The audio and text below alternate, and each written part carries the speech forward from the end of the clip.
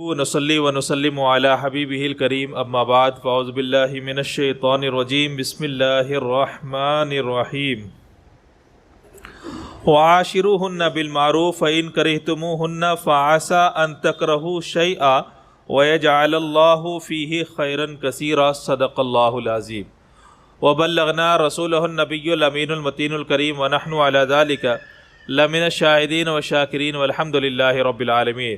دل کی اتھاہ گہرائیوں سے آواز بلند ایک مرتبہ درود پاک پڑھ لیں۔ اللہم صلی علی سیدنا مولانا محمد وعلی آل سیدنا مولانا محمد وبارک وسلم۔ صلو علیہ صلاۃ و سلام علیک یا رسول اللہ صلی اللہ تعالی علیہ وسلم۔ آج کا موضوع بڑا چبھتا ہوا موضوع ہے، اور موضوع میں نے یہ طے کیا کہ نوجوانوں میں اپنی خواتین اور عورتوں کے چھوڑنے کا رجحان، عورتوں کو شادی شدہ افراد جو چھوڑ دیا کرتے ہیں، ابھی میں نے ادھر 1 سے 1.5 مہینے کے اندر کم سے کم قریب 6-7 کیس تو میں نے آپ کو گنائے تھے نا، 6-7 کیس تو وہ ہیں جو میرے یہاں باقاعدہ فائل جن کی بنی ہوئی ہے۔ آج انشاءاللہ گفتگو اسی پہ ہوگی۔ آخر چھوڑا کب جائے؟ اگر چھوڑنا ہی تھا تو پکڑا کیوں تھا؟ اور جب پکڑ ہی لیا تو نبھایا کیوں نہیں؟ یہ ساری چیزیں انشاءاللہ آج بیان کی جائیں گے۔ ایک مرتبہ اور درود پاک پڑھ لیں۔ اللہم صلی علی سیدنا مولانا محمد وعلی آل سیدنا مولانا محمد وبارک وسلم۔ صلو علیہ صلاۃ تبقی و تدوم بدوام ملک الحی القیوم۔ جہاں دنیاوی تعلیم زیادہ ہوتی ہے، وہاں عورتوں کی طرف سے یہ عام طور پر معاملہ ہوتا ہے کہ وہ شوہروں کے ساتھ نہیں رہیں گی۔ تھوڑی سی بھی اگر نیچ اونچ ہو جائے تو کام کرنے والی عورت یا پھر اونچی تعلیم اس نے حاصل کی ہو، میں تو اس کو اونچی تعلیم نہیں سمجھتا جو بگاڑ کا سبب پیدا ہو، جس بگاڑ کا سبب بنے۔ میں اونچی تعلیم اسی کو سمجھتا ہوں جو زندگی میں سکون کا سبب بنے، اور جو برائی کا سبب بن جائے وہ اونچی نہیں ہے، میری نظر میں نیچی ہے، اور میری ہی نظر نہیں، شریعت کی نظر میں وہ نیچی ہے۔ میں نے قرآن پاک کی ایک آیت کریمہ پڑھی، وعاشروہن بالمعروف، عورتوں کے ساتھ اچھی زندگی گزارو۔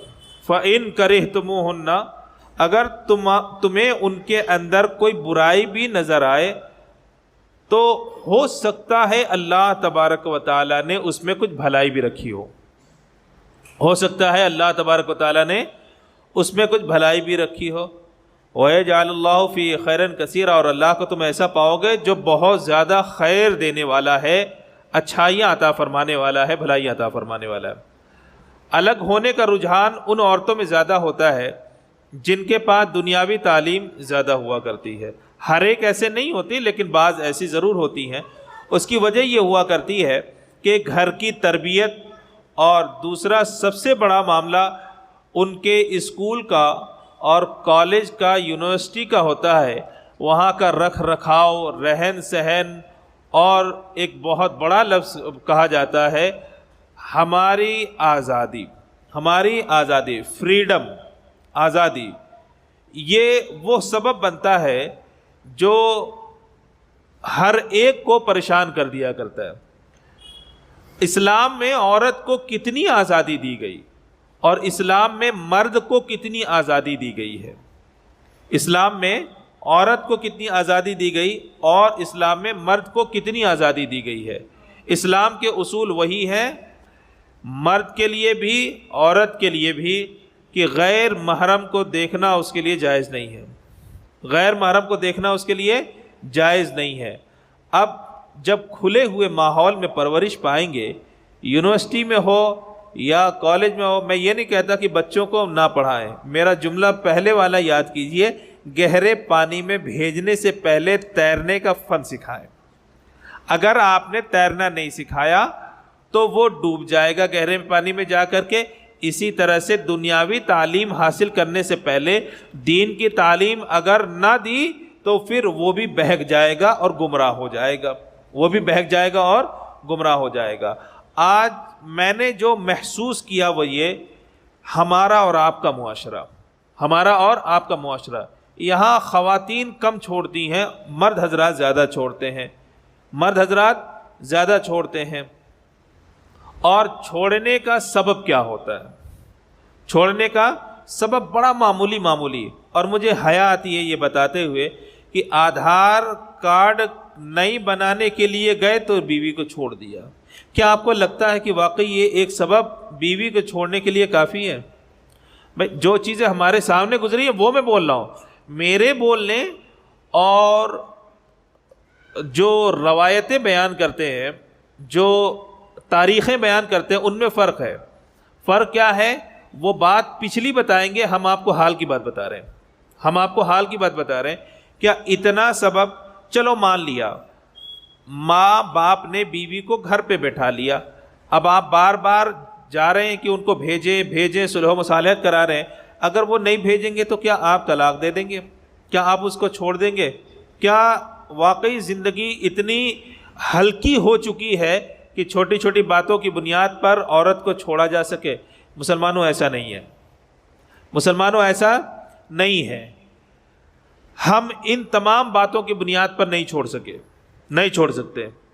اگر عورت مائکہ بیٹھ بھی جائے اور اس کے ساتھ عذر شرعی ہو تب بھی ہمیں چھوڑنے کا حق نہیں ہے۔ صلح و مصالحت کروائیے، اس کو سمجھائیے، اپنے بڑوں کو بھیجیے، اس کو بتانے کی پوری کوشش کیجیے اور اس کو سمجھا کے لانے کی کوشش کیجیے۔ اگر وہ نہیں بھی آتی ہے تب بھی کیا آپ چھوڑنا آپ کے لیے ضروری ہو جاتا ہے؟ بولتے ہیں حضرت اب ہم کیا کریں؟ ارے بھائی آپ دوسری شادی کرنے کے مجاز ہیں، آپ دوسری شادی کرنے کے مجاز ہیں۔ اب دوسری شادی کا حق رکھتے ہوئے پہلی والی کو صرف اپنی طرف سے سوچ کر کے فیصلہ کر لینا کہ وہ ہمارے نکاح میں رہنے کے لائق نہیں ہے، یہ غلط ہے، پہلا چیز۔ دوسری چیز کہ ہم گفتگو کامل نہیں کرواتے ہیں، گفتگو پوری نہیں کرواتے ہیں۔ ہمارے اندر ایک جذبہ ہے جس کو ہم بولتے ہیں ناک پر غصہ، ناک پر غصہ۔ ایک ہمارے رجحان بڑی تیزی کے ساتھ پل رہا ہے اور فروغ پا رہا ہے، وہ کیا؟ ہم لڑکی والے ہیں یا ہم لڑکے والے ہیں۔ یہ چیز آتی کہاں سے ہے؟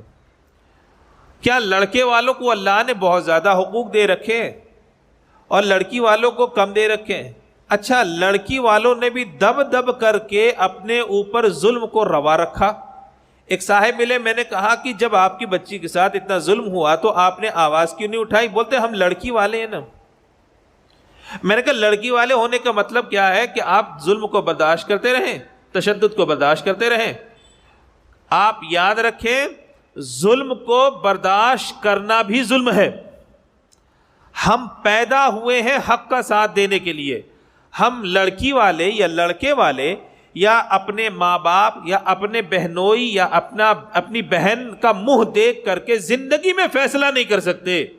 اللہ تبارک و تعالی نے ہم تمام لوگوں پر شریعت کو لاگو کیا ہے، اور شریعت کے احکام یہ ہے کہ جو صحیح ہو اس کو صحیح بولو اور جو غلط ہو اس کو غلط بولو۔ جو صحیح ہو اس کو صحیح بولو اور جو غلط ہو اس کو غلط بولو۔ یہ مت بولو کہ ہم لڑکی والے ہیں۔ ارے تو آپ لڑکی والے ہیں تو کیا ہوا؟ کیا آپ انسان نہیں ہیں؟ اچھا، اس رجحان سے کتنی غلط بات پیدا ہوتی ہے۔ ایک تو دوسرا آدمی بولتا ہے کہ یہ لڑکی والے، اپنے آپ کو خود لڑکی والے بول رہے ہیں تو وہ ظلم کرے گا، اور پھر یہ لڑکی والے اپنے دوسرے کسی لڑکے کا نکاح جب کسی دوسرے سے کریں گے تو ان کے اندر خیالات بڑے اعلیٰ ہوں گے کہ اب ہم لڑکے والے، اب ہم لڑکے والے۔ تو جیسے وہ دوسرے والوں نے ہم پر ظلم جائز رکھا، ویسے ہی اب ہم بھی ظلم کر کے دکھائیں گے تو یہ ظلم کا دروازہ کھولتا کون ہے؟ یہ ظلم اور گناہ کا دروازہ کھولتا کون ہے؟ وہ ہم کھولتے ہیں محترم، وہ ہم کھولتے ہیں۔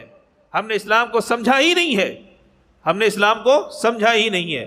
الحمدللہ اسلام دنیا کا وہ جامع مذہب ہے، وہ جامع مذہب ہے، وہ جامع مذہب ہے کہ جس کے ہوتے ہوئے ہمیں کسی دوسرے نظریات یا دوسرے مذہب کی طرف دیکھنے کی ضرورت ہی نہیں ہے. پوری دنیا میں اگر انسانیت کی کامل رہنمائی کوئی کرتا ہے تو مذہب اسلام کیا کرتا ہے. کامل رہنمائی اگر کوئی کرتا ہے تو مذہب اسلام کیا کرتا ہے. ابھی ایک اور معاملہ آیا. بچیاں کبھی کبھی ایسا ہوتا ہے کہ نکاح کے بعد بیمار پڑ جاتی ہیں. نکاح کے بعد بیمار پڑ جاتی ہیں. اب دولہے کے ذہن میں یہ شک آ جاتا ہے کہ یہ پہلے سے ہی ایسی تھی اور ہم سے دھوکہ دے کر کے شادی کی گئی, اور شادی کرنے کے بعد وہ بیمار پڑ گئی. اب وہ رکھنے کے لیے تیار نہیں. وہ رکھنے کے لیے بھی تیار ہو جاتا ہے تو اس کی ماں رکھنے کے لیے تیار نہیں ہے. اس کے ماں رکھنے کے لیے تیار نہیں ہوتی ہے. کیوں؟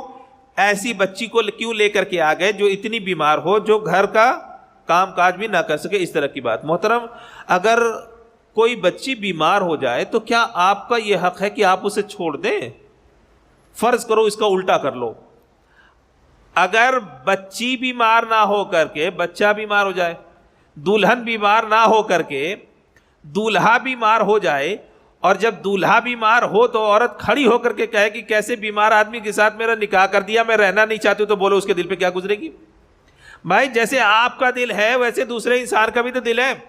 آپ جب یہ بولتے ہو کہ ہمیں ساتھ میں نہیں رہنا اس کے, وہ بیمار ہے ایسے ویسے, تو فرماتے ہیں کہ اب یہ بھی تو سوچ کر کے دیکھو کہ اس کے دل کے اوپر کیا گزر رہی ہوگی. ظاہر سی بات ہے اس کے دل کو بھی ٹھیس پہنچے گی. اور جب نکاح میں آ گئی ہے تو یہ بات اچھی طرح سے کان کھول کر کے سن لو کہ بیماری کی وجہ سے کسی عورت کو چھوڑا نہیں جا سکتا. اگر یہ قاعدہ اور قانون بن جائے, بھائی کل کو تم بیمار پڑ جاؤ گے اور ساری عورتیں ایسی چھوڑ چھوڑ کے جانے لگیں گی, تو پھر کس کا گھر آباد رہے گا؟ کس کا گھر آباد رہے گا؟ اسلام میں بیماری کی بنیاد پر کسی خاتون کو چھوڑنا, طلاق دینا, اس سے الگ رہنا یہ جائز نہیں ہے. اور ہمارا یہ جو معاشرہ ہے اس میں آج بھی یہ بات دکھائی جاتی ہے کہ شادی لڑکے والوں پر بوجھ ہے, لڑکی والوں پر بوجھ ہے. حالانکہ لڑکی والوں پر بوجھ نہیں ہے, یہ لڑکے والوں پر بوجھ ہے. یہ لڑکے والوں پر بوجھ ہے. دیکھو, نکاح ہوا, مہر کون ادا کرے گا؟ لڑکا کرے گا. ولیمہ کون کرائے گا؟ لڑکا کرائے گا. زندگی بھر کھانا کون دے گا؟ کہتے کہ وہ شوہر دے گا.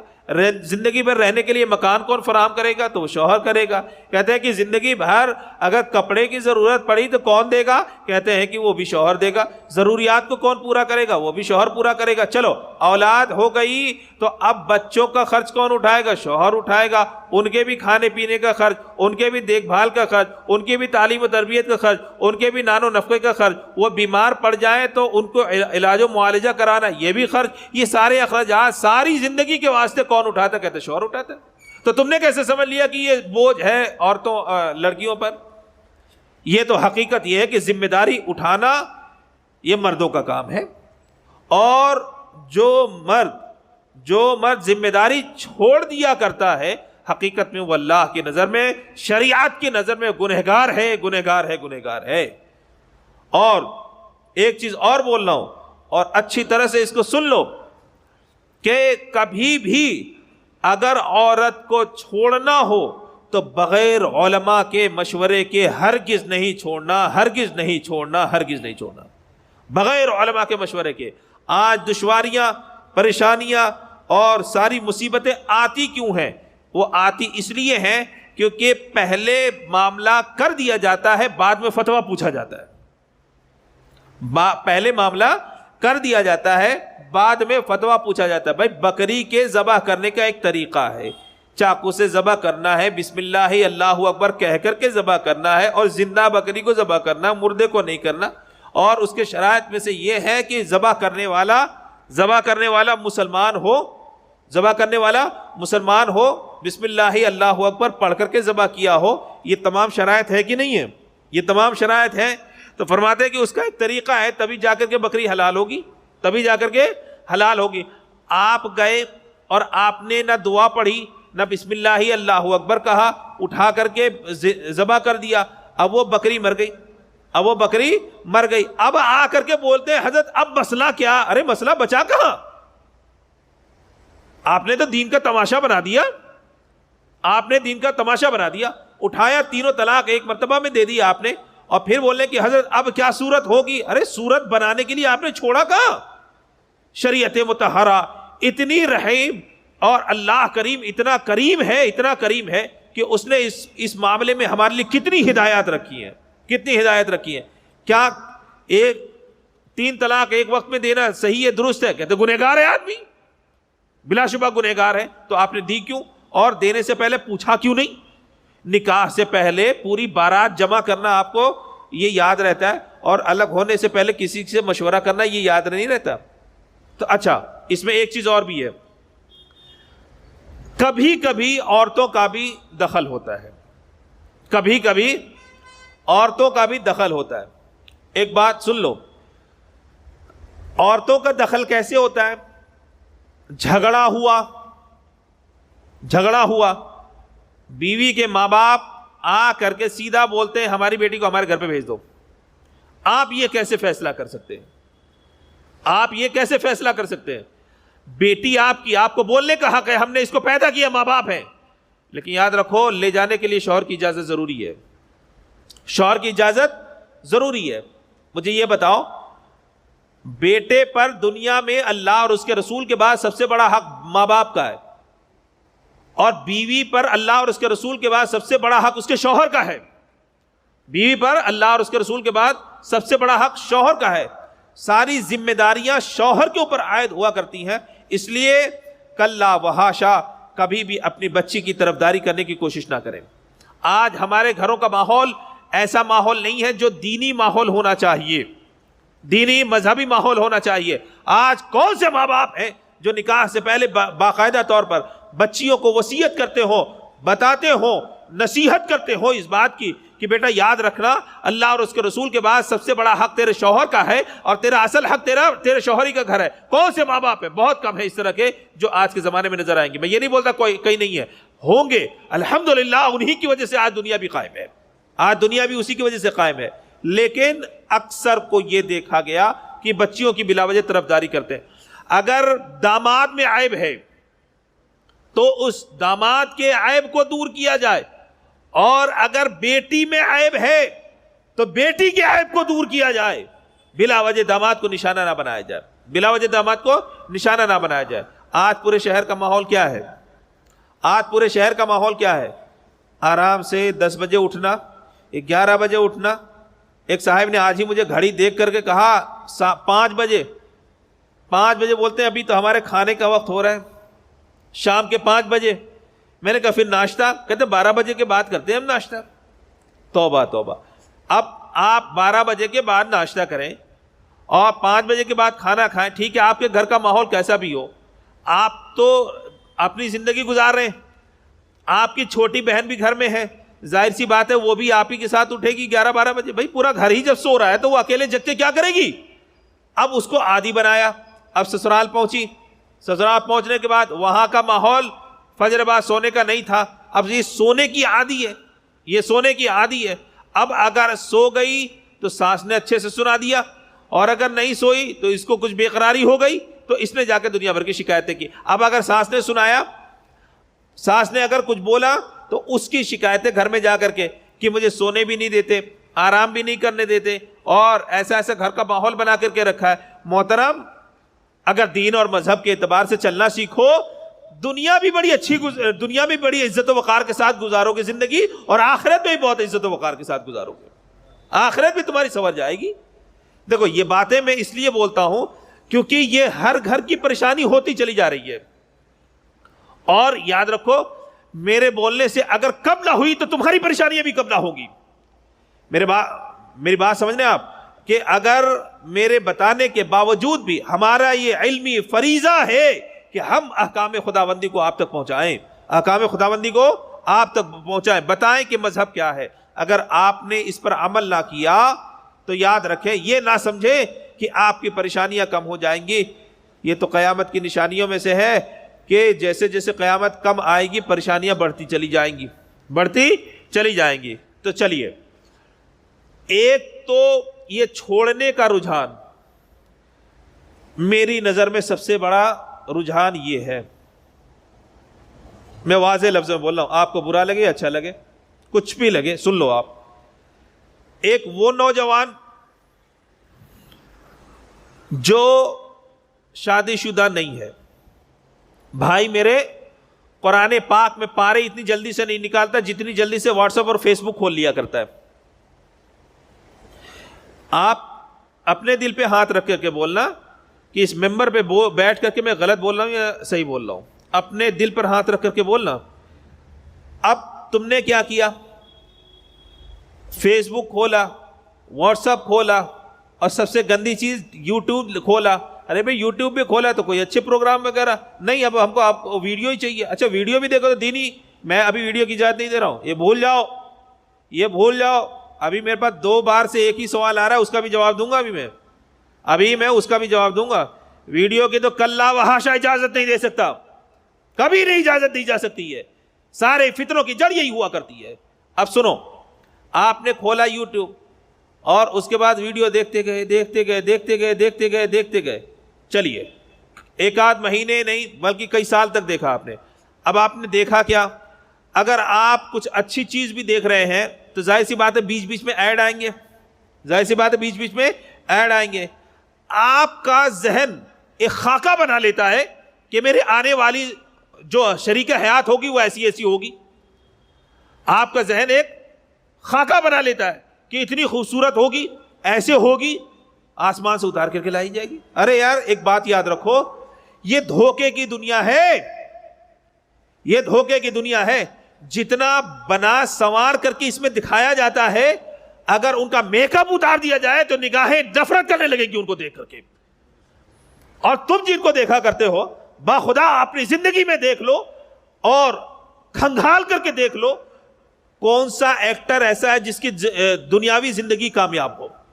بتاؤ ایک بھی جس کو تم سمجھتے ہو کہ یہ بہت کامیاب ہے. کون سا ایسا ہے جس کی زندگی ایک عورت کے ساتھ گزر رہی ہو، اچھے معاشرے میں گزر رہی ہو، 1 کو پکڑا، 2 کو پکڑا، 3 کو پکڑا، کسی کی شادی نہیں ہو رہی ہے، ہو بھی رہی ہے تو غیر مسلموں کے ساتھ ہو رہی ہے. ایک بھی ایسا لا کر کے دکھا دو جو واقعی رہنما کہنے کے قابل ہو. اب ایسوں کو دیکھ دیکھ کر کے تم بہ رہے ہو، ایسوں کو دیکھ کر. میں نے کہا نا سب سے بڑے فتنے کی جڑ یہ. اچھا یہ بھی آدمی کب دیکھے گا؟ ظاہر سی بات ہے رات کو حکم یہ ہے کہ یا تو تم دینی کتابیں پڑھو، قرآن پاک یاد کرو، یا سو جاؤ. یہی ہے نا عشاء کے بعد کا حکم. یا تو دینی مسائل سیکھ لو، یا قرآن پاک یاد کر لو، یا سو جاؤ. اب ہوتا کیا؟ کون سوتا ہے؟ کوئی نہیں سوتا، کوئی نہیں سوتا. دینی مسائل سیکھ لو، سیکھا جاتا نہیں ہے. ابھی دعوت کر لی جائے تو اوپر نیچے دونوں فلور بھر جائے. ابھی مسائل سیکھنے کی بات ہے تو دیکھو میں ایک عام چیزیں بولنے کا عادی ہوں جو آپ کا دماغ ذہن قبول کرے اس چیز کو. اب آپ نے عشاء کے بعد نہ دینی مسائل سیکھے، نہ سوئے، نہ قرآن پاک پڑھا، نہ قرآن پاک یاد کیا. بھائی خالی وقت ہے تو ذہن تو چاہے گا کوئی نہ کوئی مصروفیت ہو. لاؤ کچھ نہیں ہے تو موبائل ہی اٹھا کے دیکھنا شروع کر دیتے. انجانے طور پر آپ اس کے عادی بن گئے، انجانے طور پر آپ اس کے عادی بن گئے. اب خواتین کو، عورتوں کو، ناچنے والیوں کو، گانے والیوں کو آپ نے دیکھا تو آپ کے ذہن نے ایک خاکہ بنا لیا کہ میری آنے والی شریک حیات بھی ایسی ہوگی. بھائی جو لوگ ویڈیو اپلوڈ کرتے ہیں آپ انہی کی زندگی کو دیکھ لو نا. کیا ان کی بیویاں ایسے ہیں؟ کیا ان عورتوں کے شوہر ایسے ہیں؟ جب ان کے نہیں ہے تو تمہارے کہاں سے آ پائیں گے؟ جب ان کے نہیں ہے تو تمہارے کہاں سے آ پائیں گے؟ میرے پیغمبر نے آج سے 1400 سال پہلے فرمایا تھا الدنیا زیفہ، الدنیا زیفہ، الدنیا زیفہ. دنیا دھوکہ ہے، دنیا دھوکہ ہے، دنیا دھوکہ ہے. کبھی آپ نے ان چیزوں کو سمجھنے کی کوشش کی؟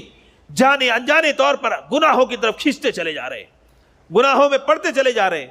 اچھا اب اس کا اثر صرف وہیں تک نہیں ہے، اب اس کا اثر وہیں تک نہیں ہے. اب بیوی آئی، چلو بہت شریف آ گئی، بہت شریف آ گئی، بہت شریف بھی آ جائے گی تو یہ نگاہیں فحاشیوں کے دیکھنے کی عادت ہے، وہ شرافت بھی تمہیں پسند نہیں آئے گی. جو نگاہیں ناچ گانا اور تماشے بازی دیکھنے کی عادی ہو اگر بیوی نمازی ہو، روزے دار ہو، تقوی والی ہو، طہارت والی ہو، فرما بردار ہو، ماں باپ کی بات مانتی ہو، آپ کی بات مانتی ہو، ہر وقت کا کھانا بھی لا کر کے رکھتی ہو، آپ کی پوری خدمت بھی کرتی ہو، تب بھی آپ کو پسند نہیں آئے گی. اور اس میں قصور اس عورت کا نہیں ہے، تمہاری نگاہوں کا ہے. اس میں قصور اس عورت کا نہیں ہے بلکہ تمہاری نگاہوں کا ہے. تم نے اپنی نگاہوں کو عادی بنایا. کس چیز کا؟ گناہوں کا عادی بنایا. تو ظاہر سی بات ہے گناہ کی عادی نگاہیں ہیں تو ویسے ہی دیکھنا چاہیں گی. آپ وہ نماز پڑھے گی تو آپ کو وہ بات پسند نہیں آئے گی. آپ کی نگاہیں خواہش کریں گے کہ کوئی ناچنے والی ہوتی، کوئی ناچنے والی ہوتی. کیوں؟ کیونکہ آپ نے اپنی آنکھوں کو عادی بنایا. کاش کہ قرآن کریم کو دیکھنے کا عادی بنایا ہوتا، کاش کہ نعت پاک پڑھنے کا عادی بنایا ہوتا، کاش کہ مسائل سیکھنے کا عادی بنایا ہوتا. یا تو نعت خواہ ہوتے، یا محقق ہوتے، یا محدث ہوتے، یا کم سے کم عالم تو ہوتے. چلو قرآن پاک ہی یاد کر لے تو کم سے کم حافظ تو ہو جاتے. پڑھتے تو قرآن اللہ رب العزت کا کلام پڑھتے، دیکھتے تو اللہ ہی کا کلام دیکھتے. اور جب اس کا کلام دیکھتے تو وہی فَإِن كَرِهْتُمُوهُنَّ، اگر عورتوں میں خامی بھی ہوتی تب بھی صبر کر جاتے. عورتوں میں خامی بھی ہوتی تب بھی صبر کر جاتے. کیوں؟ فَعَسَىٰ أَن يَكُونَ خَيْرٌ لَكُمْ، ہو سکتا ہے اللہ رب العزت نے تمہارے لیے اس میں بھلائی رکھی ہو سکتا ہے. کبھی کبھی عورت میں بھلائی نہیں ہوتی لیکن اس کی آنے والی نسلوں میں بھلائی ہوتی ہے. ایک بات سن لو، کبھی کبھی ایسے کچھ چیزیں ہمیں، اور یہ تو فطرتاً ہے، فطری بات ہے کہ قاری وسیم کی ساری عادتیں مجھے پسند ہوں گی، سوال ہی نہیں ہے. کہ قاری وسیم صاحب کو میری ساری عادتیں پسند آ جائیں، سوال ہی نہیں ہے. یہ میں ایک مثال دے رہا ہوں. عورت کی ہر عادت شوہر کو پسند آ جائے یا شوہر کی ہر عادت عورت کو پسند آ جائے یہ ممکن نہیں ہے. اللہ نے 5 انگلیاں برابر نہیں بنائی ہیں.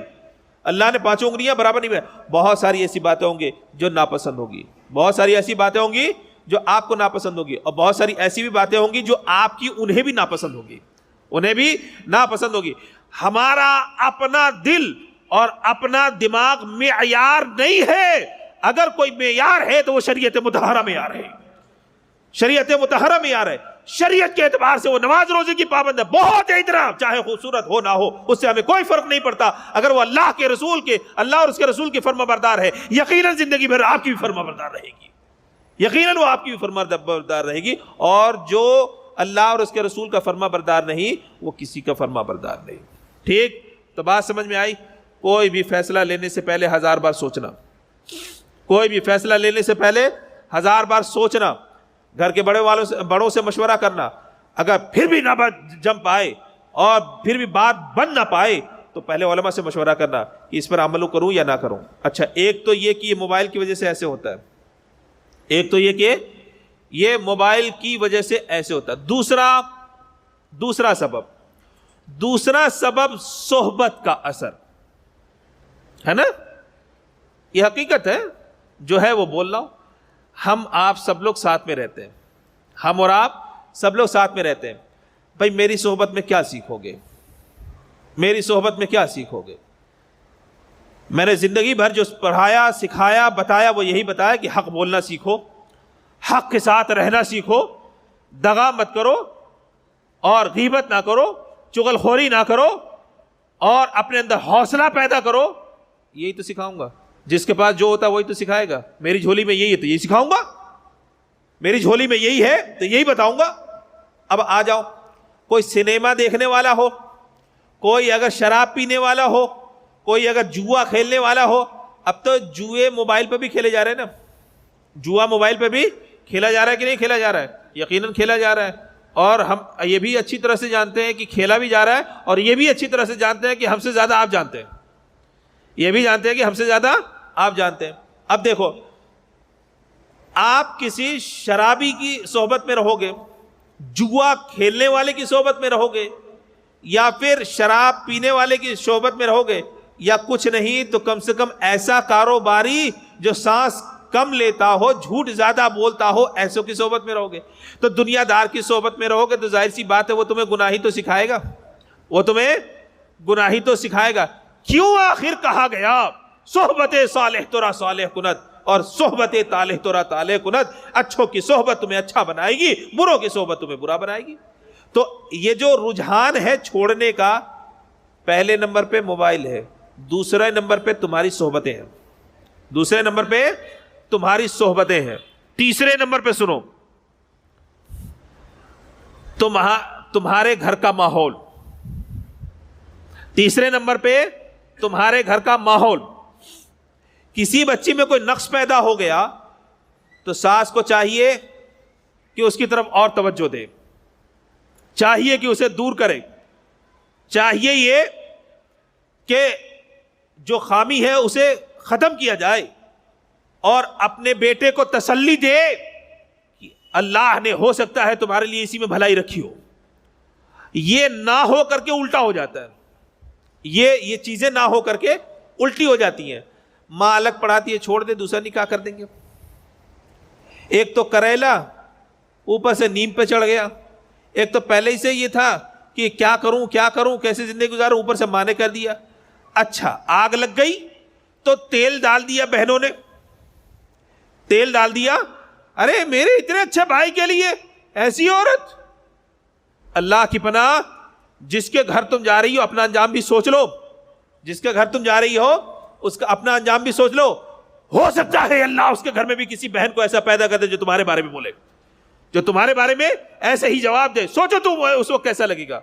اور چھوٹی بہنیں تو اور نادان, چھوٹی بہنیں تو اور نادان. میرا ایک ہی بھائی ہے اس کے لیے میں ایسا کروں, تو یہ جلتے پر تیل چھڑکنا ہوا. تو یہ تین اسباب ایسے ہیں جو ہماری زندگی کو خراب کر رہے ہیں, برباد کر رہے ہیں, جو ہماری زندگی کو برباد کر رہے ہیں. اور جب تک ہم ان تینوں چیزوں پر پورا کنٹرول نہیں حاصل کریں گے اس وقت تک ہماری زندگی اچھی نہیں ہوگی. زندگی وہی اچھی ہے جو اللہ اور اس کے رسول کی اطاعت میں گزر جائے. زندگی وہی اچھی ہے. غریبی سرکار کے زمانے میں نہیں تھی. ازواج مطہرات جن کو ام المؤمنین آپ کہتے ہیں, ام المؤمنین کا کیا مطلب؟ تمام مومنوں کی مائیں. ارے جن کے قدموں کی دھول ہمیں مل جائے تو تا حیات ہم فخر کرتے ہوئے نظر آئے, تا حیات فخر کرے, وہ ام المؤمنین ہے. آپ یہ بتاؤ کہ کون سے, دیکھیے اسلام کی نظر سے دیکھنا, اسلام کے نظر سے دیکھنا, کون سی دنیا داری ان کے گھروں میں بھری ہوئی تھی, کون سی دنیا داری ان کے گھروں میں بھری ہوئی تھی. عالم یہ تھا ایک وہ کھاتی تھی تو دوسرے وہ فاقہ بھی گزرتا تھا. اور کس کے نکاح میں؟ ان کے نگاہ میں ہے کہ اللہ نے ویسا انسان نہ کبھی پیدا کیا تھا اور نہ ہی کبھی پیدا فرمائے گا, کبھی پیدا نہیں فرمائے گا. لیکن انہوں نے اپنی زندگی کا مقصد چنا اور مقصد وہی تھا کہ اللہ اور اس کے رسول کی اطاعت کے ساتھ ہم زندگی گزاریں گے. زندگی بھر وہ کامیاب رہی, پوری زندگی رسول اللہ صلی اللہ تعالی علیہ وسلم کی فرما برداری کرتی رہی. اور آج اسی کا نتیجہ ہے کہ 1400 سال کے بعد بھی آج ہم باخدا ان سے دلی محبت کرتے ہیں. 1400 سال گزرنے کے بعد بھی آنکھوں نے ان کو دیکھا نہیں ہے محترم, آنکھوں نے ان کو دیکھا نہیں ہے. اور حق تو یہ ہے کہ دو چند ازواج مطہرات کے علاوہ دوسروں کی قبر پہ حاضری بھی نہیں ہو پائی. حضرت خدیجہ الکبریٰ رضی اللہ تعالی عنہ, حضرت فاطمہ الزہرا تو خیر بیٹی ہیں, حضرت عائشہ رضی اللہ تعالی عنہ, حضرت میمونہ, چند حضرات کے ہاں تو حاضری ہوا کرتی ہے, بہتوں کے حاضری بھی نہیں ہو پاتی. لیکن یاد رکھو ہم قلبی محبت رکھتے ہیں, یقیناً ان سے محبت کیا کرتے ہیں, اسی لیے 1400 سال گزرنے کے باوجود بھی ان کا نام لیتے ہیں تو فخر کے ساتھ نام لیا کرتے ہیں. پہلی خاتون جس سے نبی پاک صلی اللہ تعالی علیہ وسلم نے نکاح فرمایا, بتاؤ کون تھی؟ حضرت خدیجہ الکبریٰ رضی اللہ تعالیٰ عنہ جو تھی. کون سی عمر, کیا عمر تھی؟ فرماتے سرکار کی 25 سال عمر تھی اور حضرت خدیجہ الکبریٰ رضی اللہ تعالیٰ عنہ کی عمر 40 سال تھی. ہم بولتے ہیں نا سرکار کے اسوے پہ ہم عمل کریں گے. آج کوئی نوجوان ایسا لا کر کے دکھاؤ, ایسا کسی کو بھی تو لا کے دکھاؤ. یاد رکھو اللہ اور اس کے رسول صلی اللہ تعالی علیہ وسلم کی اطاعت میں زندگی گزارنا ہی زندگی ہے. نبی پاک صلی اللہ تعالی علیہ وسلم نے کئی موقعوں پر صبر فرمایا اور ازواج مطہرات رضی اللہ تعالی عنہن کو نصیحت فرمائی. آپ کے ذمے بھی یہ واجب ہے کہ اگر کوئی غلطی ہو جائے تو ان کو نصیحت کرے, نہ یہ کہ لے دے مچا دے. اور چھوڑنے کی بات ہرگز نہ کریں، ہرگز نہ کریں، ہرگز نہ کریں۔ آپ ہماری مجلس میں آئے، آپ ہماری مجلس میں آئے، آپ نے یہ سب کچھ سنا، آپ کے اوپر لازم ہے کہ آپ اپنے دوستوں کو بتائیں، آپ کے اوپر لازم ہے کہ آپ اپنے دوستوں کو آگاہ کریں۔ اگر صحبتیں اچھی نہیں ہے تو ان کی صحبتوں کو اچھا کرنے کی کوشش کریں۔ نبی پاک صلی اللہ تعالی علیہ وسلم نے فرمایا بلغوا عنی ولو آیا۔ نبی پاک صلی اللہ تعالی علیہ وسلم نے ارشاد فرمایا بلغوا عنی ولو آیا، کہ میرے احکامات جو سنتے ہو وہ دوسروں تک پہنچاؤ، اگرچہ ایک آیت کا ٹکڑا ہی کیوں نہ ہو، اگرچہ ایک آیت کا ٹکڑا ہی کیوں نہ ہو۔ سن کر کے اپنے تک نہ رکھو، علم جب تک پھیلتا رہتا ہے اللہ برکتیں عطا فرماتا ہے، اور علم جب پھیلنا بند ہو جایا کرتا ہے اللہ تبارک و تعالیٰ برکتوں کے دروازوں کو بھی بند فرما دیا کرتا ہے، برکتوں کے دروازوں کو بھی بند فرما دیا کرتا ہے۔ آپ کے اوپر لازم ہے آپ اپنے احباب کو سمجھائیں گے، بتائیں گے، جو نہیں آ سکے، جو حاضر ہیں وہ غائبین تک اس پیغام کو پہنچائیں گے۔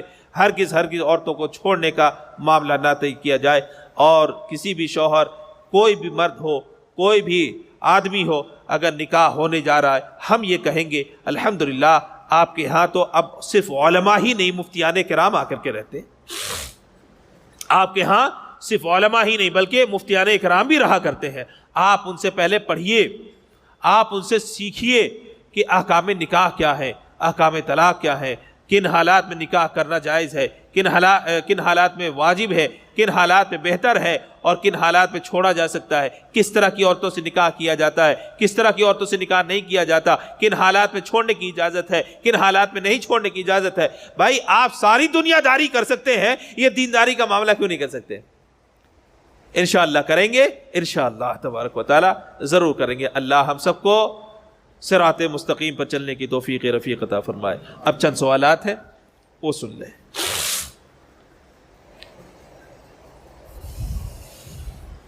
رک جائیے، پہلے جو آئے ہیں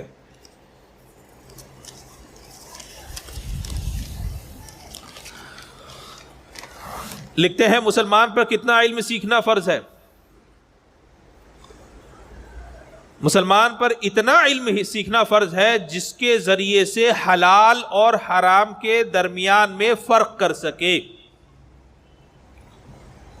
جس کے ذریعے سے حلال اور حرام کے درمیان میں فرق کر سکے۔ بات سمجھ آ رہی ہے؟ کاروبار آپ بھی کرتے ہیں، نفع آپ بھی کماتے ہیں۔ آپ نے 100 روپے کی ساڑی خریدی، 200 روپے میں بیچ دیا، نفع آپ نے 100 روپے کمایا، ٹھیک ہے۔ ایک آدمی ایسا بھی ہے جس نے 100 روپے کسی کو قرضہ دیا، پھر اسی سے 200 روپے لے لیا، اس نے بھی 100 روپے نفع کمایا۔ بتاؤ یہ دونوں چیزیں برابر ہیں کہ نہیں ہیں؟ بولو، برابر ہیں کہ نہیں ہے؟ نہیں ہے برابر، غلط ہے نا؟ کیوں؟ میاں بھیڑ اور بکری برابر نہیں ہوتے، اور گھوڑے گدھے بھی برابر نہیں ہوتے۔ گھوڑے اور گدھے جس طرح سے برابر نہیں ہوتے، ویسے یکساں دکھنے والی چیز بھی برابر نہیں ہوا کرتی۔ ایک ہی طرح دکھنے والی دو چیزیں ہے نا۔ قرآن کریم نے اسی کو کیا فرمایا؟ احل اللہ البیع وحرم الربا۔ اللہ تبارک و تعالیٰ نے بیع کو، خرید و فروخت کو، تجارت کو حلال قرار دیا، اور جو سود ہے اس کو حرام قرار دیا۔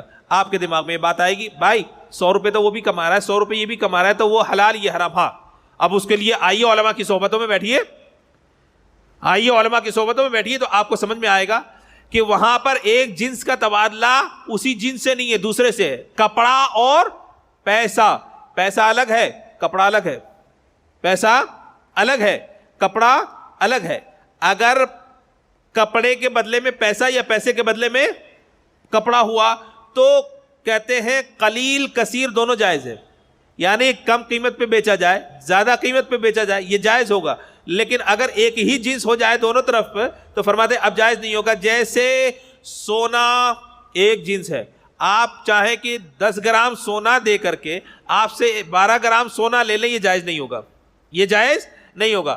ہاں، 100 گرام چاندی دے دیں اور کہیں کہ ہم 150 گرام چاندی رہتے ہیں، یہ لیں گے، یہ جائز نہیں ہوگا۔ ایسے ہی روپیہ دے کر کے زائد روپیہ لے لیں، یہ جائز نہ ہوگا، یہ جائز نہ ہوگا. ہاں یہی کاروبار آپ کر لیں تو جائز ہو جائے گا, کاروبار کر لیں تو جائز ہوگا. یہ ٹوپی ہے, یہ چشمہ ہے, یہ رومال ہے, ہاں میں نے اس کو 100 روپے میں خریدا, میں نے کہا نہیں آپ کو ہم 200 روپے میں دیں گے, میرا بیچنا جائز ہے اور 100 روپے رفع لینا جائز ہے, بالکل جائز ہے. لیکن یہی 100 روپے دے کر کے میں بولوں کہ یہ جائز, کہتے یہ جائز نہیں ہے. 100 روپے آپ کو دے کر بولوں کہ آپ 200 روپے دیجئے تو یہ جائز نہیں ہے. قرآن پاک نے اسی کو کیا کہا, احل اللہ البیع وحرم الربا. اپنے ہر تجارت کے بارے میں سوال کرو علماء سے. اللہ نے علماء کو اسی کی خاطر پیدا کیا ہے تاکہ تمہیں سیدھا راستہ دکھائے. اللہ تبارک و تعالیٰ نے روئے زمین پر علماء کو اسی لیے زندہ رکھا ہے تاکہ آپ پوچھیں تو وہ آپ کو صحیح راستہ بتائے. فَاسْأَلُوا أَهْلَ الذِّكْرِ إِن كُنتُمْ لَا تَعْلَمُونَ. قرآن کریم نے فرمایا پوچھو. یہ تو ایک میں نے مثال دینے کے لیے آپ کو بتایا کہ علم دین کتنا حاصل کرنا فرض ہے. آپ نے پوچھا تو جو جس سے متعلق ہوگا اس کے متعلق جاننا ضروری ہوگا. حضرت عمر فاروق رضی اللہ تعالیٰ عنہ نے اپنے زمانے میں فیصلہ فرمایا اور ارشاد فرماتے ہیں جو تجارت کے مسائل نہیں جانتا وہ ہمارے بازاروں میں نہ آیا کرے. جو تجارت کے مسائل کو نہیں جانتا وہ ہمارے بازاروں میں نہ آیا کرے. تو چلیے سوال کیا تھا, علم دین مسلمان پر کتنا علم دین سیکھنا فرض ہے؟ اتنا فرض ہے جس سے کہ حلال اور حرام کے درمیان میں تمیز کر سکے, فرق کر سکے. اگر اس سے بھی نہ ہو تو علماء سے پوچھے, علماء سے پوچھنے کے بعد اس پر عمل کرے. وہ کون سے مسائل ہیں جن میں علماء کا اختلاف جائز ہے؟ اصل میں یہ سوال آپ کے لیے نہیں ہے, یہ آپ کے لیے نہیں ہے. وہ کون سے مسائل ہیں جس میں علماء کا اختلاف جائز ہے؟ تو بھائی قاری اسرافی صاحب, مولانا مصباحی صاحب, فاضل صاحب بیٹھے ہوئے ہیں, یہ پوچھے تو اچھا بھی لگے, یہ پوچھے تو اچھا بھی لگے. لیکن چونکہ ان کو بھی معلوم ہے تو یہ پوچھیں گے نہیں. فروعی مسائل جو ہوتے ہیں علماء کا اختلاف اس میں کبھی کبھی ہو سکتا ہے, علماء کا اختلاف اس میں کبھی کبھی ہو سکتا ہے. حضرت ابو ہریرہ رضی اللہ تعالیٰ عنہ, آپ وضو بناتے ہیں تو کہاں تک دھوتے ہیں؟ آپ وضو بناتے ہیں تو کہاں تک دھوتے ہیں؟ فرماتے ہیں کہ آپ ٹخنوں سمیت, یہ ٹخنا ہے, یہ ٹخنا ہے, یہ کون نہیں ہے, تو آپ کو بولنا چاہیے کہ نہیں بولنا چاہیے؟ بھیا ٹخنا ادھر ہے نا, یہ کوہنی سمیت دھونا, یہ فرض ہے وضو میں, یہ فرض ہے کہ نہیں ہے؟ ایک صحابی ایسے ہیں جو کوہنی تک نہیں دھوتے تھے بلکہ پورا ہاتھ دھویا کرتے تھے, جہاں سے ہاتھ شروع ہوتا ہے, جہاں سے ہاتھ یہاں تک دھویا کرتے تھے. تو کہتے کہ یہ انہوں نے جیسا دیکھا ویسے عمل کیا اور بقیہ صحابہ نے جیسے دیکھا اس پر عمل کیا. تو کہتے ہیں علماء کے اختلاف میں آپ نہ پڑیں. فروعی مسائل میں بعض چیزوں میں اختلاف اس طرح کا ہو سکتا ہے, لیکن آپ فروعی مسائل کو بہانہ بنا کر کے ویڈیو اور پھر اس کے بعد آڈیو تو خیر جائز ہے, ویڈیو اور تصویر کشی کرنا شروع کر دے, یہ ہرگز جائز نہ ہوگا, ہرگز جائز نہ ہوگا, ہرگز جائز نہ ہوگا. یہ بات اچھی طرح سے سن لے کہ اب ہر وہ چیز جو علماء کے مابین, بھائی ہر آدمی جو دکھتا ہے عالم کی طرح کوئی ضروری ہے کہ وہ محقق اثر بھی ہو؟ کوئی ضروری نہیں ہے. اب وہ اگر یہ کام کروا رہا ہے تو ہم بولیں کہ بڑے بڑے علماء, تو آپ نے بڑوں کو سمجھا ہی نہیں ہے. جن کو بڑا کہا جاتا ہے انہوں نے کبھی اس کی طرف التفات نہیں کیا. حضور تاج الشریعت تا حیات اسے ناپسند فرماتے رہے. حضور مفتی اعظم ہند علیہ رحمت و رضوان نے صراحت سے منع فرمایا, حرام ہے, حرام ہے, حرام ہے. آپ تا حیات ناپسند فرماتے رہے. بڑے علماء جن کو کہا جاتا ہے, آپ نگاہ اٹھا کر کے دیکھیں وہ علماء ہیں, آپ کے شہر کے نہیں ہیں. ہاں, اور اگر زندوں میں بھی دیکھنا چاہتے ہو تو دیکھ لو حضور محدث کبیر کو, دیکھ لو حضور محدث کبیر کو. اچھوں کو دیکھنا چاہتے ہو, میں خود حضور سید شاہد میاں علیہ الرحمت و رضوان کا چشمدید گواہ ہوں اس بات کا. حضرت تشریف لائے یہی اسی بنگلور میں ایک بڑی شادی میں تشریف لائے, اور پھر اس کے بعد فرماتے ہیں میں نے خود اپنی آنکھوں سے دیکھا حضور سید شاہد میاں علیہ الرحمت و رضوان تشریف لائے, بڑی محبت فرماتے, بہت بہت محبت فرماتے. یہ میں چشمدید گواہوں میں سے ہوں. نکاح میں تشریف لائے, الحمدللہ فقیر کو حضرت نے فرمایا کہ نکاح کا خطبہ آپ پڑھیے, ارشاد فرمایا نکاح کا خطبہ آپ پڑھیے. اور وہاں پر ویڈیو, یہ آپ کے موبائل والا ویڈیو نہیں تھا, وہ کیمرے والا ویڈیو نہیں تھا, وہ پتہ نہیں کیسی کیسی مشینیں تھیں جو لاکھوں لاکھ کی ہوا کرتی ہیں، اوپر نیچے اوپر اٹھا پٹک سب. حضرت یکسر فرمایا کہ میں جب تک اسٹیج پہ ہوں یہ چیزیں ہونے نہیں چاہیے، یہ چیزیں ہونی نہیں چاہیے. اور حضرت نے باقاعدہ بند کروایا. میں خود اس نکاح میں شریک تھا. فرماتے ہیں کہ آپ خطبہ پڑھیے. میں نے خطبہ پڑھا، حضرت نے ایجاب و قبول کرایا، ساری دعائیں کی. اب ظاہر سی بات ہے جو محفل حرام کاموں سے پاک ہوگی اللہ اس پر اپنی رحمتوں کا بھی تو نزول فرمائے گا، وہ صاحب ان کا آج بھی تجارتی معاملہ بڑھتا ہی چلا جا رہا ہے. جن کو ہم بڑا کہتے ہیں ان کو دیکھو. آپ جس کو چاہے بڑا بنا دیں تو وہ بڑا نہیں ہوگا آپ کے بنانے سے. بڑا وہی ہے جس کو اللہ اور اس کے رسول بڑا بنائیں. چلیے، آخری بدھ کی حقیقت کیا ہے؟ کھیل تماشوں کے علاوہ کچھ بھی نہیں ہے. وقت تھوڑا زیادہ ہو رہا ہے، میں مختصر میں بول دیتا ہوں، ٹھیک ہے؟ لوگوں کے کیا بولتے ہیں، گھومنے کا شوق چررایا تو یہ باتیں گڑھ لی کہ آخری چہارشنبے کو سرکار صحت یاب ہو گئے تھے، سرکار تشریف لے گئے تھے شکار کے لیے، نکل پڑے گھومنے کے لیے، تفریح کرنے کے لیے. گھومنے کے لیے ہم آپ کو منع نہیں کرتے، بشرطے کی شریعت کی پابندی کے ساتھ ہو، بشرطے کی شریعت کی پابندی کے ساتھ نماز قضا نہ ہو اور گھومنا تضییع اوقات نہ ہو، بلکہ اللہ کی نشانیوں کو دیکھنے کے لیے ہو. اللہ کی نشانیوں کو، انسان پتھر کو بھی دیکھتا ہے تو اس سے بھی سبق سیکھتا ہے کہ اللہ تیرا کتنا بڑا کرم ہے کہ مجھے چلنے کے لیے پاؤں عطا فرمائے. یہ بھی تو تیری مخلوق ہے جو اتنا بڑا ہونے کے باوجود بھی صدیوں سے یہ پہ پڑا ہوا. وہ بول نہیں سکتا، وہ دیکھ نہیں سکتا، وہ کہیں جا نہیں سکتا. مولا تیرا کتنا بڑا احسان ہے کہ تو نے مجھے اس لائق بنایا کہ میں جہاں چاہوں وہاں جا سکتا ہوں. ہے کہ نہیں ہے؟ اللہ کی نشانیوں کو دیکھو، عبرت حاصل کرو، اللہ کا شکر ادا کرتے رہو. چلیے، تو آخری بدھ کی کوئی حقیقت نہیں ہے، بلکہ فقہا اور مورخین یہ لکھتے ہیں کہ آخری بدھ میں تو نبی پاک صلی اللہ تعالی علیہ وسلم کا مرض جو ہے وہ شدت اختیار کر گیا تھا. سرکار کائنات صلی اللہ تعالی علیہ وسلم مرض الوفات میں جو مبتلا تھے وہ شدت اختیار کر گیا تھا. آپ نے یہ روایت کہاں سے گھڑ لی کہ آخری چہارشنبے کو صحت یاب ہو گئے؟ یہ آپ کی گڑھی ہوئی روایت ہے. جو فقہا نے بیان کیا ہے وہ یہ روایت نہیں ہے. چلیے، فرماتے ہیں یوٹیوب اچھا پر ویڈیو ڈالنے پر جو انکم یوٹیوب کی طرف سے ملتی ہے وہ جائز ہے. میں نے ابھی ایک مثال بیان کی. ایک تو کریلا اوپر سے نیم پہ چڑھ گیا. یار تم کو کس نے کہہ دیا ویڈیو بنانے کے لیے؟ پہلی چیز، چلو غیر جاندار کی تم نے ویڈیو بنائی ہے نا، پہاڑ کی، پودوں کی، بہتے ہوئے دریا کی اور اس طرح کی چیزوں کی. فرماتے ہیں کہ یہ تو جائز ہوگا.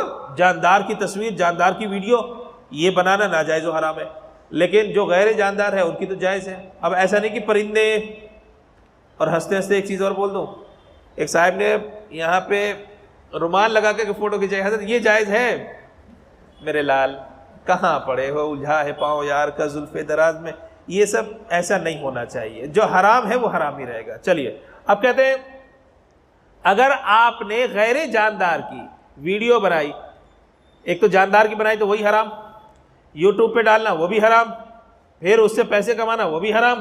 سب حرام کا مجموعہ ہوا کہ نہیں ہوا؟ چلیے، اگر جائز ویڈیو بھی بنا لی اور اس کو اس پہ ڈالا، تو کہتے ہیں کہ اب اس کو ڈالا تو آپ کے ویڈیو پر پیسے نہیں ملتے. آپ کو یہ چیز معلوم ہونی چاہیے.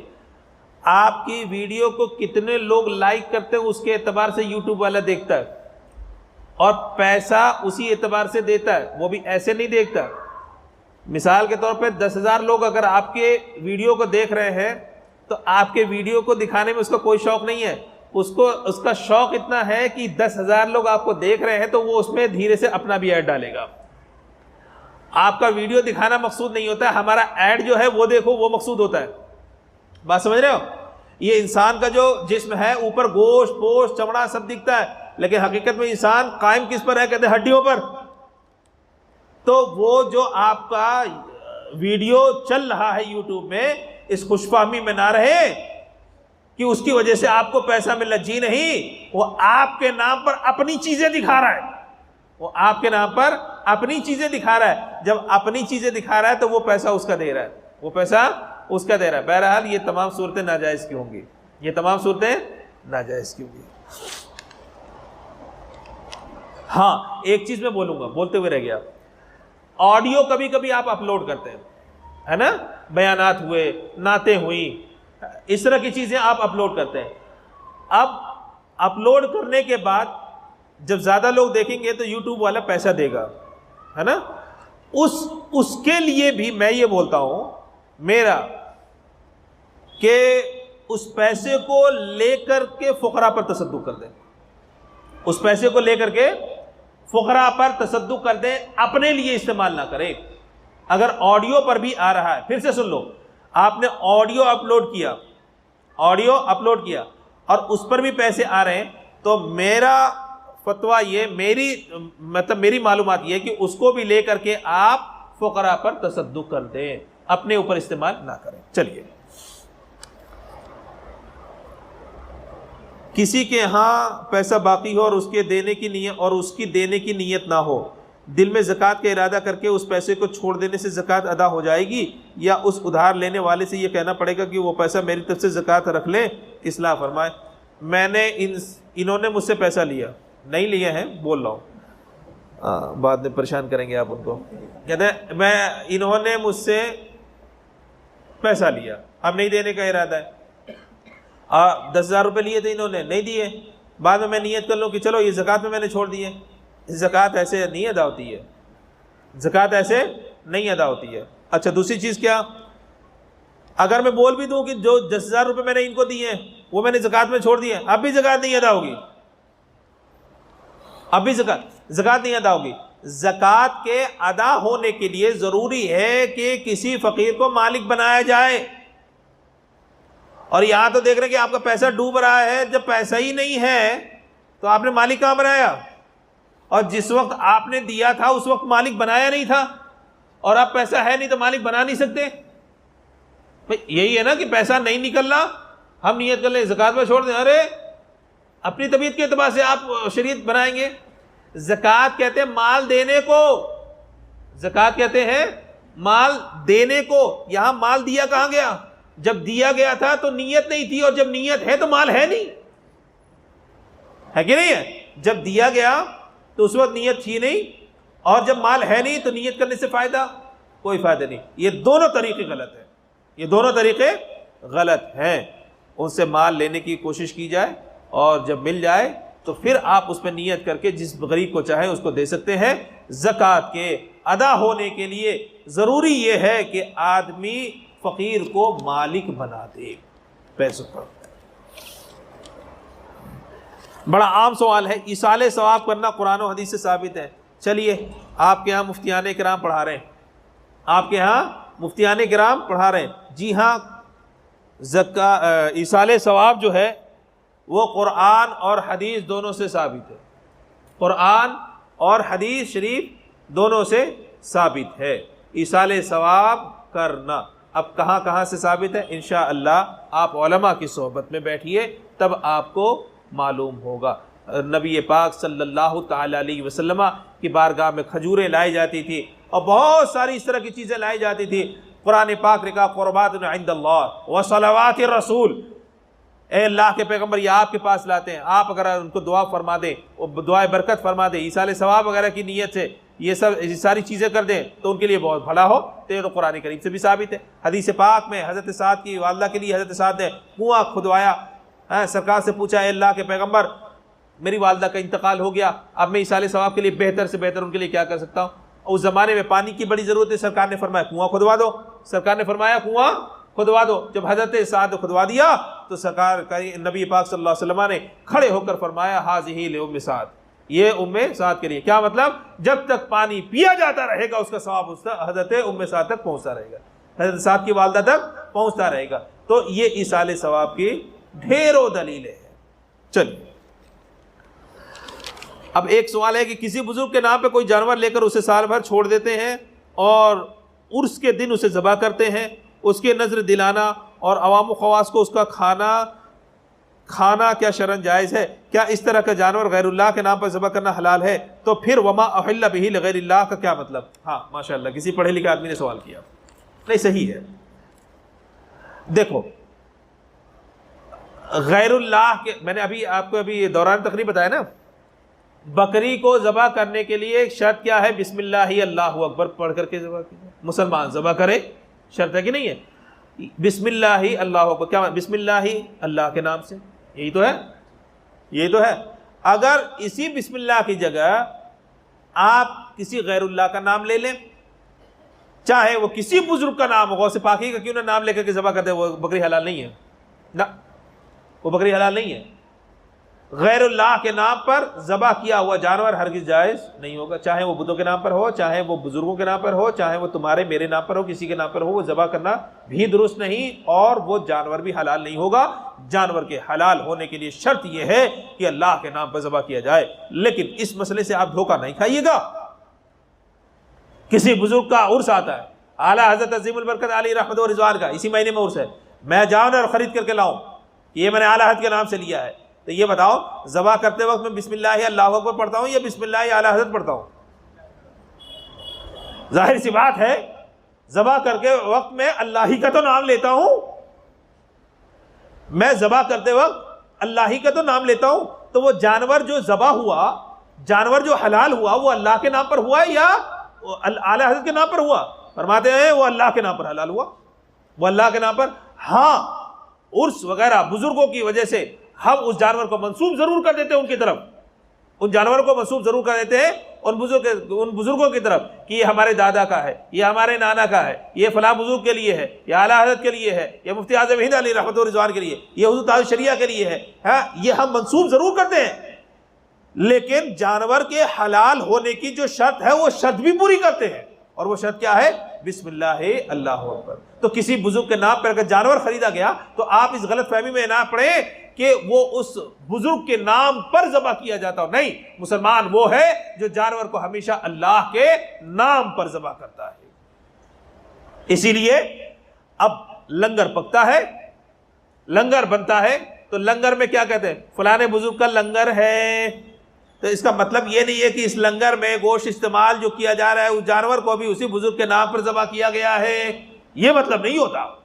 مطلب یہ ہوتا ہے کہ وہ جو جانور ہے وہ اللہ ہی کے نام پر ذبح کیا جا رہا ہے، اور یہ جو کھانا کھلایا جا رہا ہے وہ فلاں بزرگ کے نام پر کھانا کھلایا جا رہا ہے. سمجھ گئے؟ ہاں لوگ آسان سمجھتے ہیں مسلمان ہونا.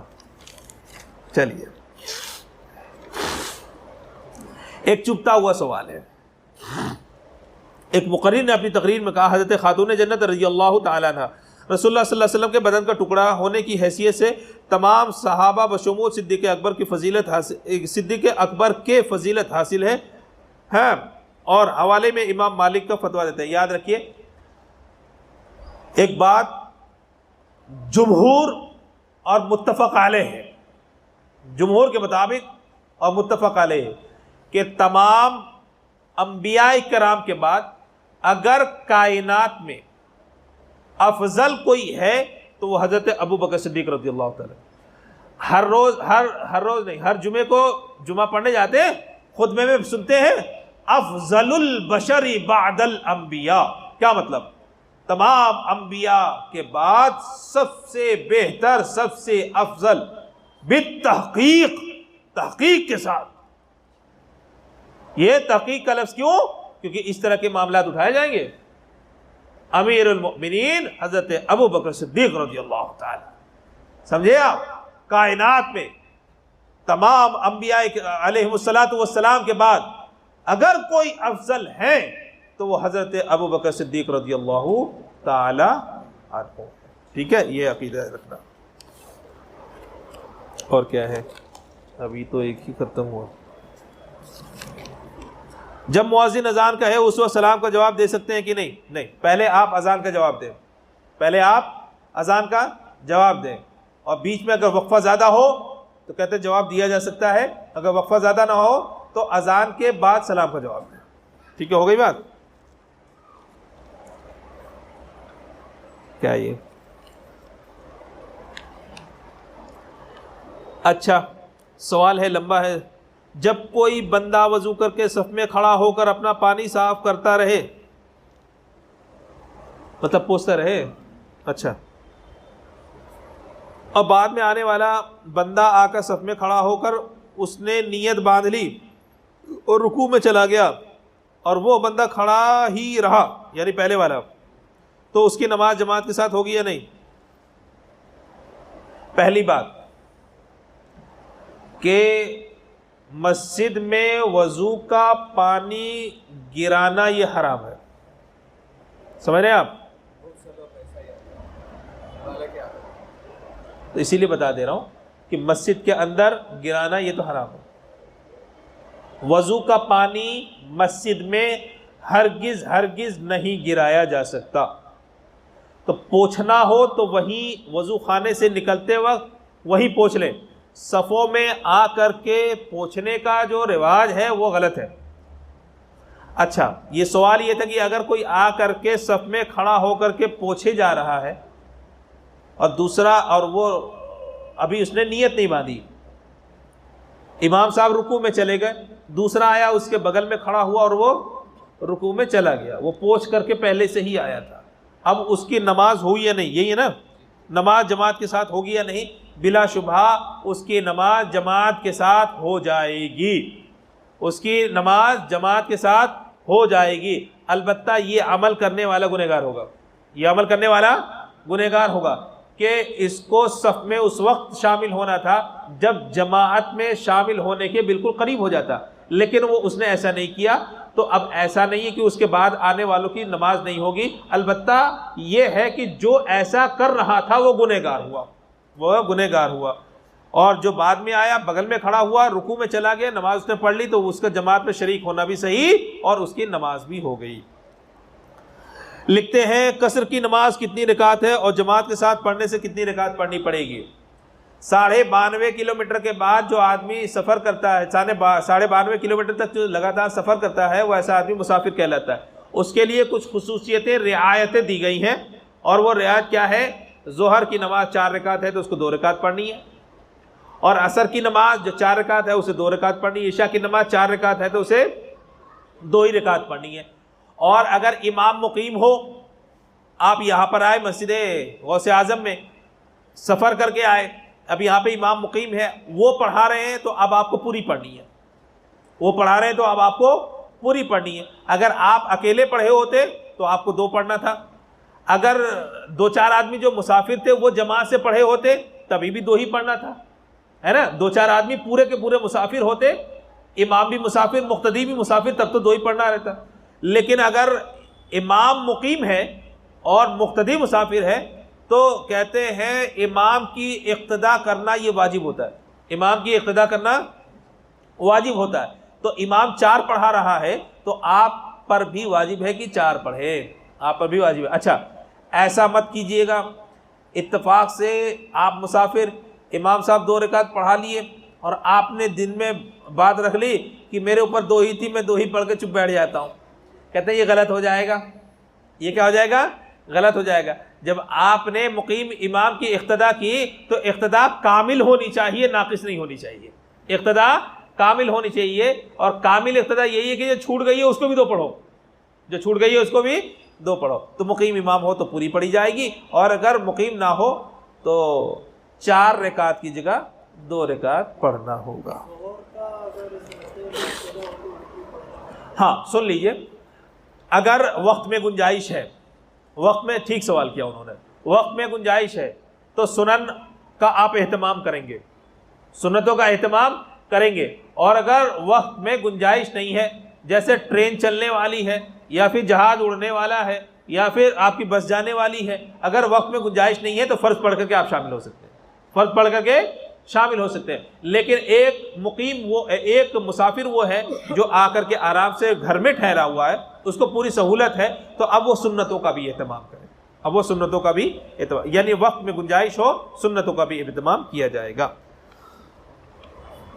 کیا یہ وہابی کی دکان سے گوشت کی بریانی لے کر کھانا کیسا ہے؟ ناجائز و حرام ہے۔ مکبر مائک میں تکبیر کہے تو اس کی تکبیر پر انتقالات کرنا کیسا ہے؟ بالکل درست نہیں ہے، بالکل درست نہیں ہے۔ امام کی اصل آواز پر اقتدا ہوگی، امام کی اصل آواز پر اقتدا ہوگی۔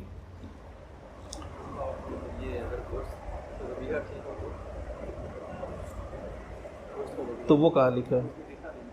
اچھا، قاری صاحب بول رہے ہیں کہ اگر گوشت ہو اور اس کا ذبیحہ سنی کا ہو، تو دیکھو گوشت کے حلال ہونے کے لیے یہ ضروری ہے کہ ایک تو سنی صحیح العقیدہ نے کیا ہو، اور گوشت اس کے سامنے تیار ہوا ہو، اور گوشت اسی کے سامنے پکایا بھی گیا ہو، اور اسی کے نظروں کے سامنے دسترخوان پہ لا کے رکھا بھی گیا ہو۔ اگر یہ سب نظروں کے سامنے ہے تب تو جائز ہے، ویسے اس کی امید بڑی کم ہے، اس کی امید بہت کم ہے۔ اور اگر وہ نظروں سے اوجھل ہو گیا، مثال کے طور پر ہماری دکان تھی گوشت کی، ہم نے ذبح کیا، ہم نے بیچا ہیں، اور ایک دیوبندی آیا لے کر کے چلا گیا، اپنے گھر میں پکا لیا، اور اس نے یہ کہا کہ مطلب سنیوں نے ذبح کیا تھا یہ وہ، تو وہ آپ کے لیے جائز نہیں ہوگا۔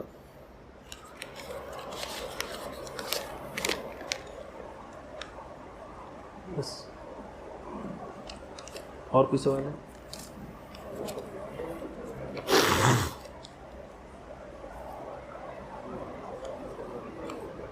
اس کا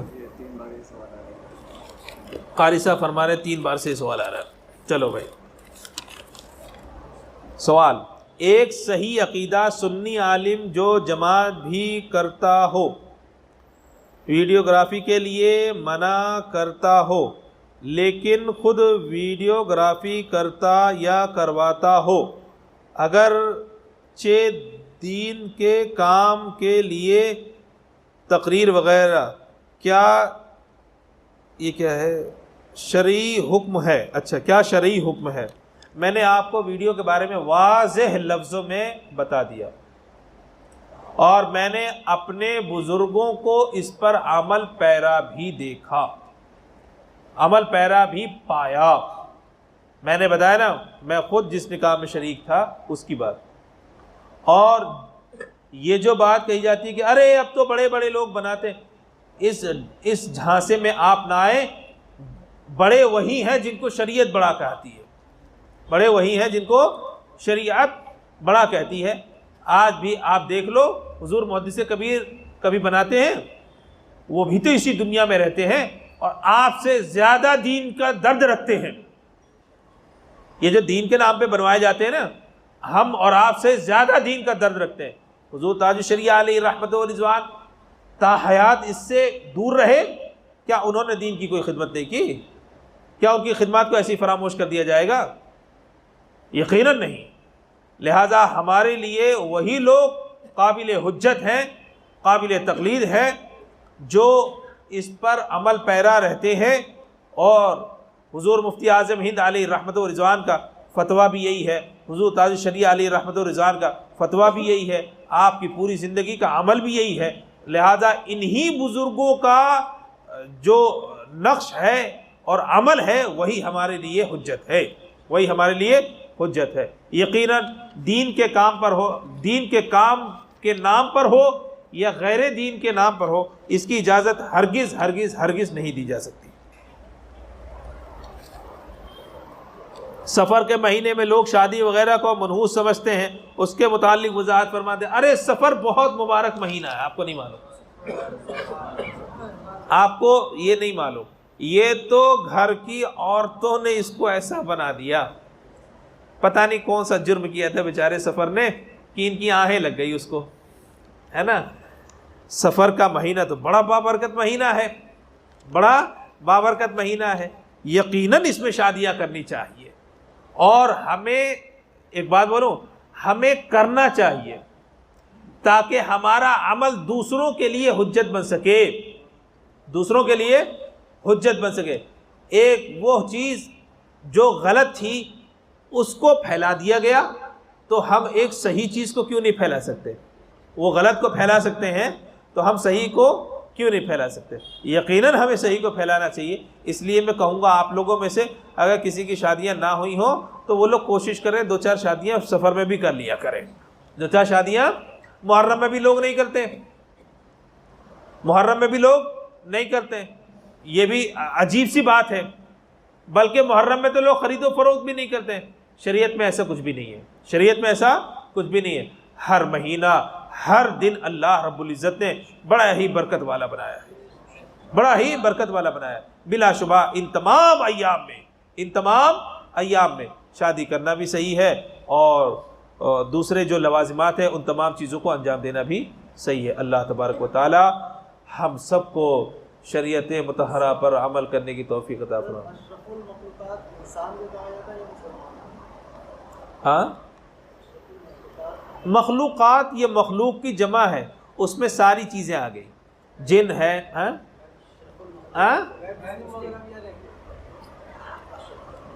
مخلوق کے اعتبار سے تو وہ بھی ہیں، مخلوق کے اعتبار سے تو وہ بھی اللہ ہی کی مخلوق ہے۔